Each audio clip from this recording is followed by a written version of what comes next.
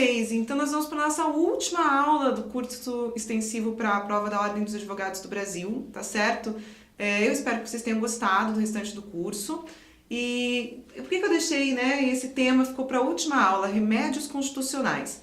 Isso é a parte mais prática do direito constitucional. É como se eu tivesse que trabalhar dentro desse curso o civil e o processo civil, o penal e o processo penal.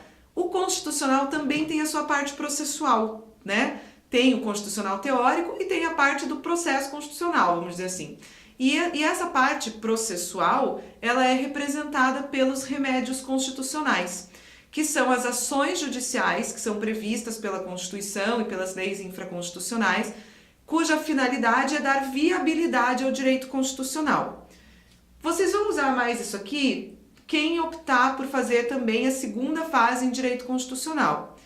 Na primeira fase, o examinador pode perguntar sobre isso, mas pergunta de forma mais genérica, pergunta pedindo basicamente que vocês saibam diferenciar os remédios constitucionais, né? Quando que é cabimento de habeas data, quando é cabimento de mandado de injunção, quando cabe mandado de segurança, quando cabe habeas data, quando é ação civil pública, quando é ação popular. Então, na verdade, se o examinador perguntar na primeira fase, o que interessa mais a ele não é nem tanto que você conheça todo o procedimento de cada espécie dessas medidas, né? Mas mais que você saiba que elas existem, para que elas servem e no que elas se diferenciam. Ou seja, por que o legislador constituinte originário resolveu criar vários remédios constitucionais e não apenas um? Né? E por que dos vários remédios que ele criou, ele optou por esses aqui? São esses os remédios que ele criou e criou esse sistema de viabilidade constitucional a partir desses remédios, tá certo? Então, nós vamos conversar sobre os remédios constitucionais aqui, né? E eu espero que seja útil para vocês. Nosso primeiro remédio constitucional é uma ação que ela é muito mais utilizada normalmente lá no direito penal, né? Que é o habeas corpus. O habeas corpus, ele é um mecanismo muito simples, né, utilizado para casos de lesão ou ameaça de lesão ao direito de ir e vir. Então, foca aí, quando você pensar em habeas corpus, a nossa grande referência é o direito de ir e vir. É a nossa liberdade de locomoção, é a liberdade do nosso corpo, vamos dizer assim. Ele é utilizado em algumas situações com outras finalidades, mas isso não vai ser cobrado de vocês na prova da OAB do direito constitucional. No direito constitucional, eles vão querer esse basicão aqui, relacionado à lesão ou ameaça de lesão ao direito de ir e vir. Essa ação é a ação, acho, mais simples que existe no ordenamento jurídico brasileiro. Por quê? Olha só a nossa descrição. O impetrante pode ser qualquer pessoa, tá? Física, nacional ou estrangeira, que pode propor o habeas corpus em sua própria defesa ou em favor de terceiro, mesmo de pessoa jurídica, e o magistrado, ainda que ninguém peça, pode conceder de ofício. Então, olha a abrangência da possibilidade de propositura do habeas corpus pelo impetrante, né? O impetrante pode ser pessoa física ou jurídica, o impetrante pode ser nacional ou estrangeiro, pode impetrar em sua defesa ou na defesa de terceiro, e mesmo que não impetre, né, o magistrado está autorizado a conhecer de ofício. Então, vejam o rol extensivo e amplo para o habeas corpus. Essa ação, com uma peculiaridade maior, ela não necessita de advogado, né? Então, você não precisa ser advogado para propor essa ação, você não precisa ter um advogado para propor essa ação. É possível que qualquer cidadão, né, qualquer pessoa proponha o habeas corpus e não depende de qualquer formalidade. Ou seja, como alguns autores, alguns doutrinadores diziam antigamente, pode ser feito num papel de pão, né? É verdade. O habeas corpus, ele não tem formalidade específica. Você não precisa ter um endereçamento correto, a qualificação das partes ideal. Você não tem uma fórmula perfeita para a petição do habeas corpus. A ideia da petição do habeas corpus é exatamente de que ela seja mais simplificada possível. Por quê? Porque a gente está falando de uma coisa muito grave, né? Quando a gente está falando aqui restrição do direito de ir e vir, normalmente eu estou me referindo a uma prisão indevida, a uma prisão ilegal, né, a uma prisão abusiva. E aí a gente vai relatar, vai delatar, vai denunciar essa prisão indevida através do habeas corpus. E aí nós queremos que isso seja feito da maneira mais simplificada possível, que facilite muito ao impetrante, que ele possa promover essa ação, justamente para que facilite ao juiz que possa conhecê-la, possa conceder a medida e que essa medida seja cumprida de maneira mais célere possível para aquela pessoa que está tendo a sua liberdade de locomoção indevidamente restringida. Então, sobre habeas corpus, gente, para a finalidade da prova de direito constitucional, né? Lembrar que não tem formalidade, lembrar que é bem amplo, que é bem extensivo, que é bem aberto, lembrar da questão da liberdade de locomoção. Se perguntarem para você alguma coisa na primeira fase, é isso, tá? Na primeira fase é isso. Mandado de segurança. Nosso segundo remédio constitucional, que alguns chamam de remédio heróico, outros chamam de right, outros chamam, né, de ação heróica, enfim. No mandado de segurança. O mandado de segurança, ele é muito utilizado na prática do direito constitucional e também é muito utilizado pelo pessoal lá do direito administrativo. Para que serve o mandado de segurança? Vamos marcar aqui. Ele serve para proteção de direito líquido e certo. Então, a primeira coisa aqui que eu gostaria que vocês percebessem. Quando eu falo direito líquido e certo, eu falo de um direito que é evidente. Então, é um direito que ele tem que estar evidentemente protegido por uma legislação ou pela Constituição Federal, né? Tem que ser claro. E mais do que isso, eu tenho que, para propor o mandado de segurança, conseguir demonstrar de plano a prova pré-constituída. Ou seja, eu preciso conseguir demonstrar ao juiz a violação do meu direito a partir da apresentação de documentos. Se você quiser demonstrar a violação do seu direito a partir de uma prova pericial, de uma prova testemunhal ou de uma inspeção judicial ou coisas assim, então o mandado de segurança ele já não é cabível. Você vai ter que propor uma ação ordinária, um outro tipo de ação. O mandado de segurança é para quando você já tem demonstrada a violação do seu direito a partir da prova documental que você vai conseguir apresentar junto com a petição inicial, né?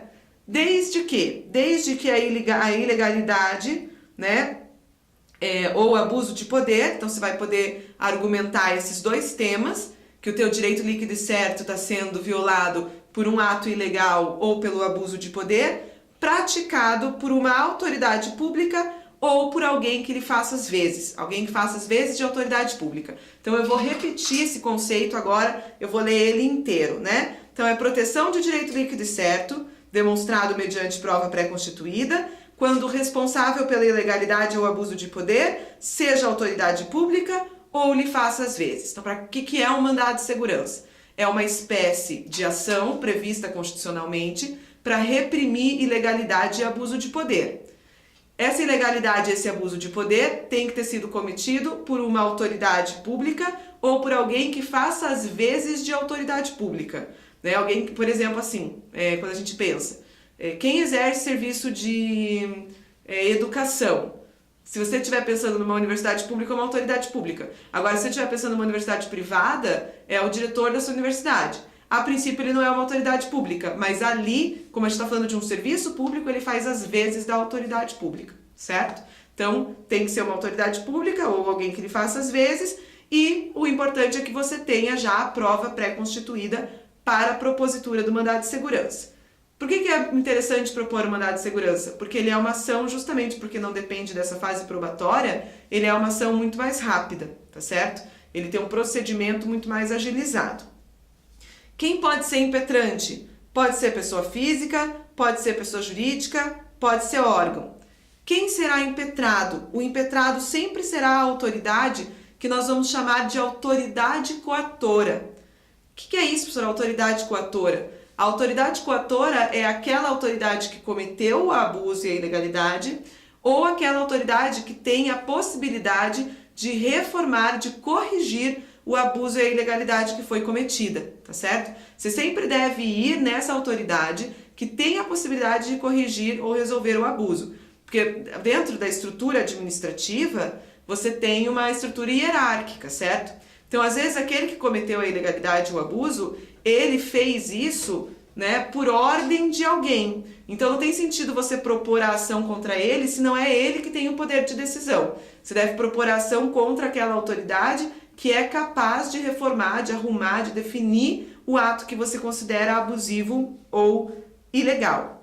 Outro ponto importante de referência do mandado de segurança é o prazo, né? A lei do mandado de segurança determina que você tem 120 dias aqui, né, da data do ato abusivo ou ilegal, ou da data que você tomou conhecimento do ato abusivo ou ilegal, para propor o mandado de segurança. Passados esses 120 dias, você também perde a possibilidade do mandado de segurança. Então, o mandado de segurança, o que é legal você lembrar, assim? Ele é uma ação muito utilizada no direito administrativo e no direito constitucional, porque é o meio mais adequado para você impedir ilegalidade ou abuso de poder, né? Mas ele tem muitos requisitos formais que precisam ser observados. Então, os requisitos que é importante você destacar na tua cabeça. O prazo de 120 dias. Passou 120 dias, você já não vai mais propor mandado de segurança. Você vai ter que ir para uma ação ordinária, para um outro tipo de ação, porque já perdeu o prazo para a propositura do mandado de segurança. Você tem que ter a prova pré-constituída. Precisou de outra prova, além da documental, que você não tem, você vai fazer outro tipo de ação, porque um juiz, um desembargador, num mandado de segurança, não vai abrir fase probatória para você. Quem que você indica como réu? O réu tem que ser aquela autoridade que tem possibilidade e tem responsabilidade pelo abuso e pela ilegalidade cometida. Lembrando dessa questão peculiar da estrutura hierárquica da administração pública. Tá certo? Então, foque nesses pontos, que são esses pontos que vão ser cobrados de você.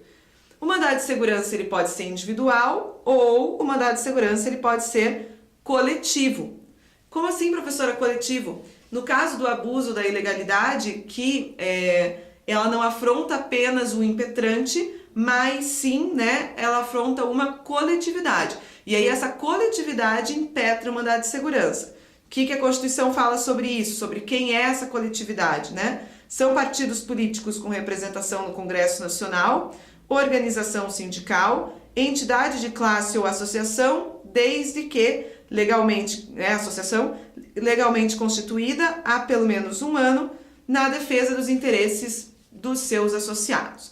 Então, por exemplo, assim, eu tenho uma associação que defende os interesses do índio, sei lá, ou da comunidade indígena X. E aí eu tenho lá uma autoridade que, na organização de uma concessão de uma política pública naquele município, criou lá uma política que destina uma bolsa ou uma assistência para uma parcela daquela comunidade, mas não destina para outra. Então eu tenho um ato ilegal, abusivo, que faz uma diferenciação indevida à comunidade indígena. Eu posso, pela minha associação, propor um mandado de segurança, não em nome de um índio, mas em nome dessa associação, de maneira coletiva, desde que legalmente constituída, pelo menos um ano, na defesa do interesse do meu associado. Então, o mandado de segurança pode ser individual ou o mandado de segurança pode ser coletivo. Quando for coletivo, os legitimados que podem ser impetrantes são esses aqui que eu comentei, certo? Então, falamos de mandado de segurança, vamos falar do nosso próximo remédio constitucional, o mandado de injunção.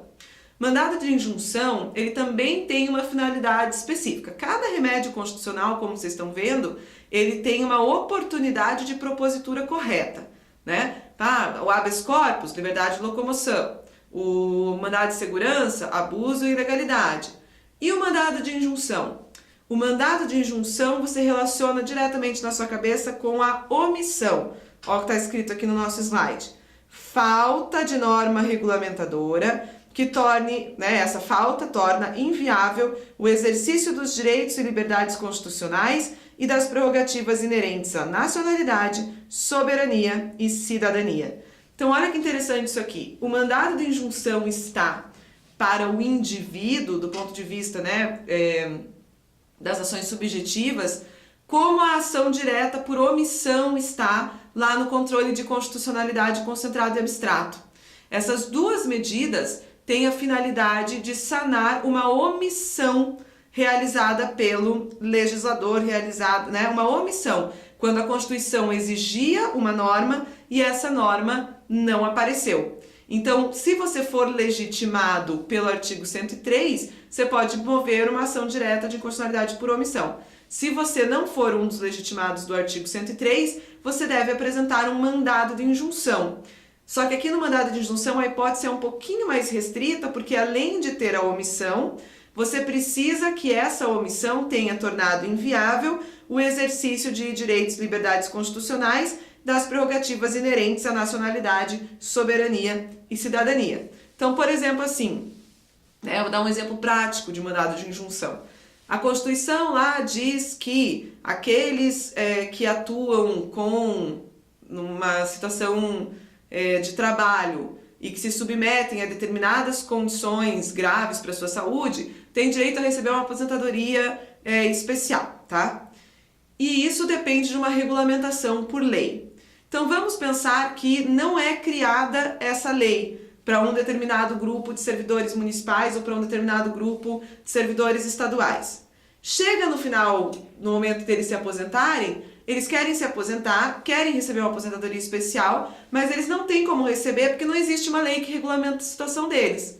Poxa, que droga, eles ficam tristes, vão para casa e se aposentam de qualquer maneira? Não, eles têm a hipótese da propositura do mandado de injunção. Com que finalidade? Com a finalidade de denunciar o judiciário, falar, olha, judiciário, a Constituição diz que eu teria direito a essa aposentadoria, eu não estou tendo essa aposentadoria porque o legislador não criou a lei que ele precisava criar, portanto eu tenho uma omissão que me impede de realizar aqui o meu direito de cidadão de me aposentar, e aí, né, ele move o mandado de injunção. Então o mandado de injunção é diante de uma omissão, tá certo? Pode ser intentado por qualquer pessoa, podendo ainda, assim como o mandado de segurança, ser individual ou ser coletivo, tá certo?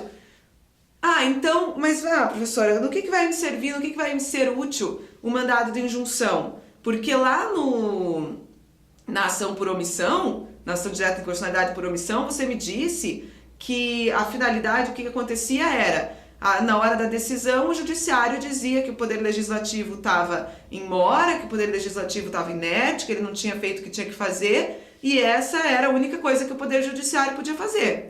E no mandado de injunção é a mesma coisa? É só para comunicar ao legislativo que ele não fez o que ele teria que ter feito? Não. No mandado de injunção, pela jurisprudência mais recente, o poder judiciário fica autorizado a suprir a omissão do poder legislativo. Olha que interessante isso. Então, o poder judiciário, além de dizer no mandado de injunção, legislativo, você não fez o que deveria fazer, o poder judiciário ele ainda pode dizer, você não fez o que deveria fazer, e então, né, eu determino que até você criar essa legislação, nós devemos regulamentar a situação da seguinte maneira. E aí o próprio judiciário supre aquela omissão até o advento da legislação que é necessária.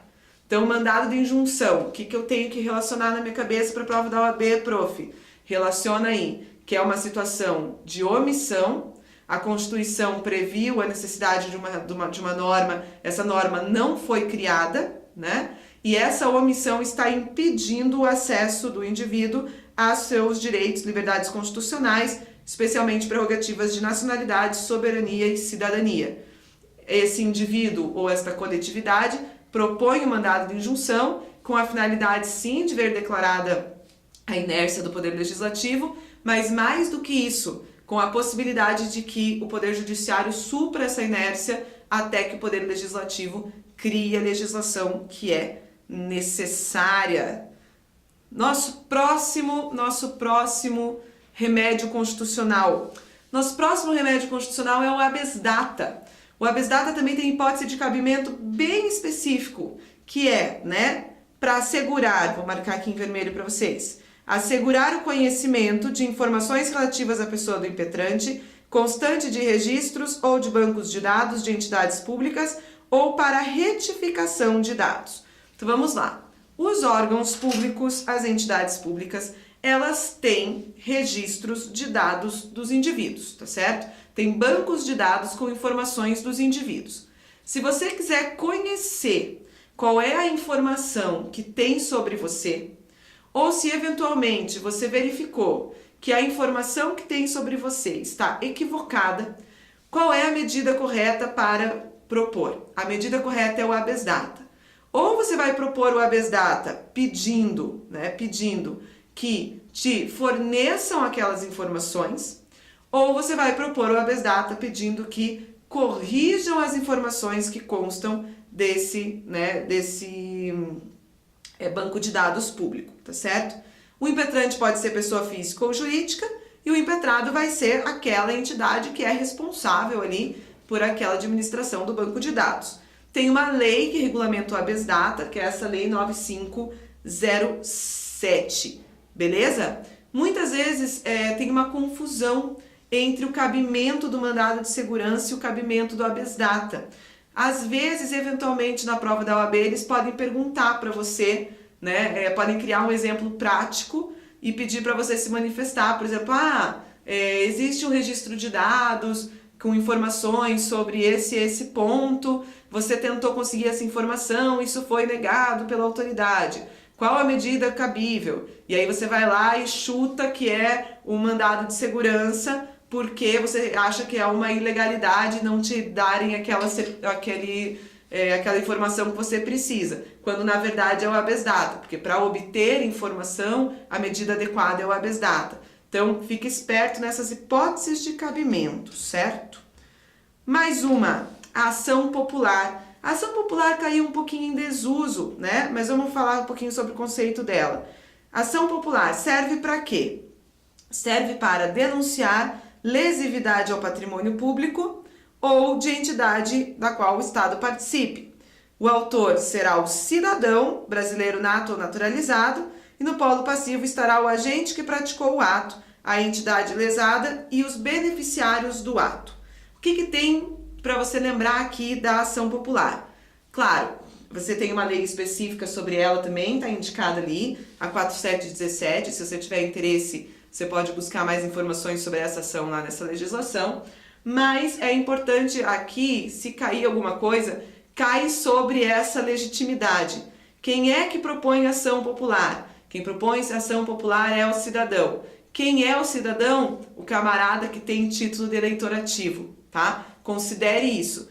Quem está de acordo com suas obrigações eleitorais, quem tem título de eleitor, é considerado cidadão e pode apresentar ação popular. Então, um dos documentos obrigatórios para apresentação de ação popular é o título de eleitor. A ação popular, ela é muito semelhante ao nosso próximo remédio, que é a ação civil pública. Mas a ação civil pública, ela tem um rol ali maior de quem pode propor, né? Vamos conversar um pouquinho sobre ele. E ela é normalmente utilizada pelo Ministério Público. Ação civil pública, então. Quem propõe ação civil pública?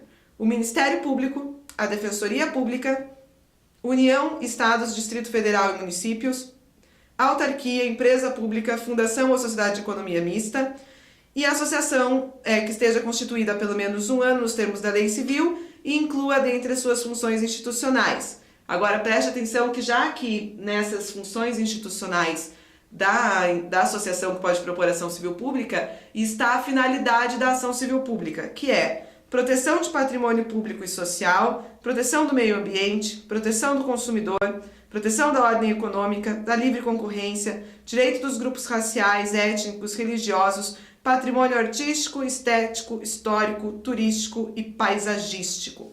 Se você quiser saber mais sobre a ação civil pública, você vai ler lá na Lei 7347 de 85.